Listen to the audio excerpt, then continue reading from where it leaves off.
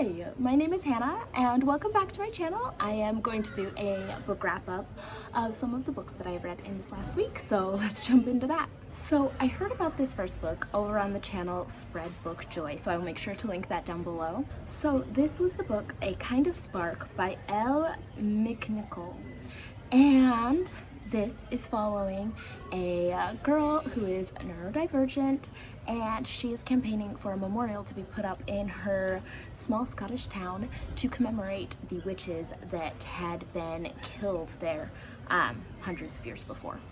And this is a mid-grade book, and I thought that it was really excellent for a mid-grade book.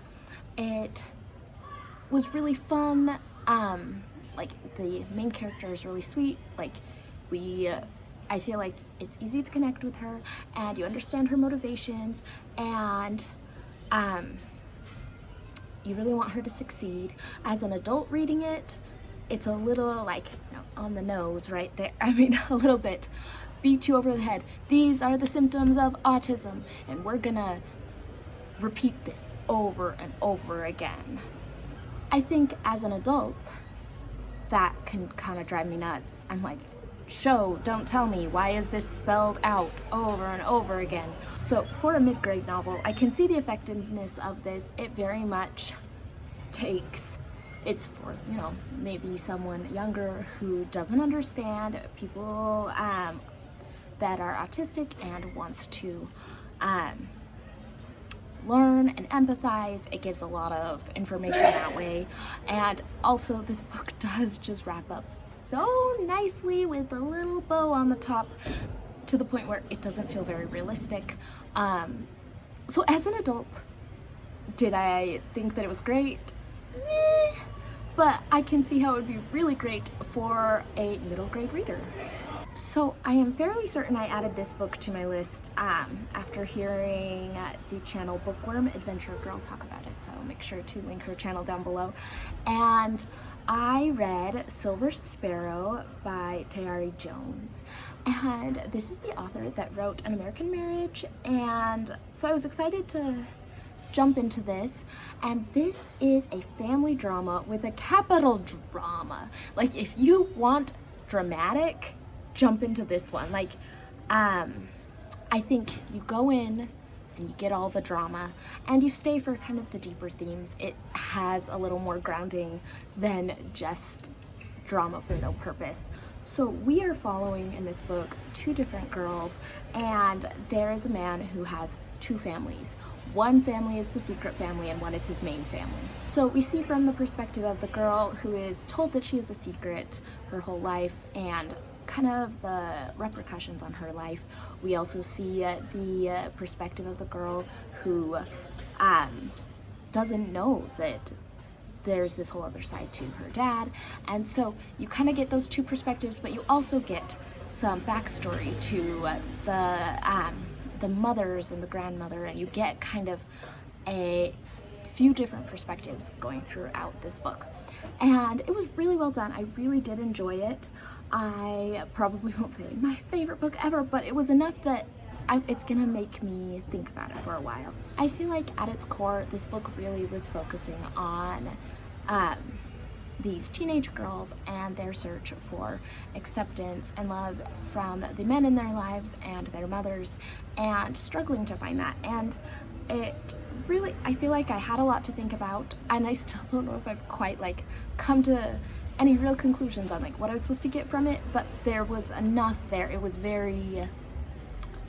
there was a lot to ground this book. So I really did enjoy it, and if you liked An American Marriage, I think you're really gonna enjoy this one. Next was a recommendation from Brandon at Brandon's Bookshelf, and I read the book The Order of Time by Carlo Rovelli. Oh, I didn't read this one, I listened to this one, and here's why. The audiobook is narrated by none other than Benedict Cumberbatch. So that was a lot of fun. This is a very scientific book. It can be a little dry, but I still really thought it was very interesting.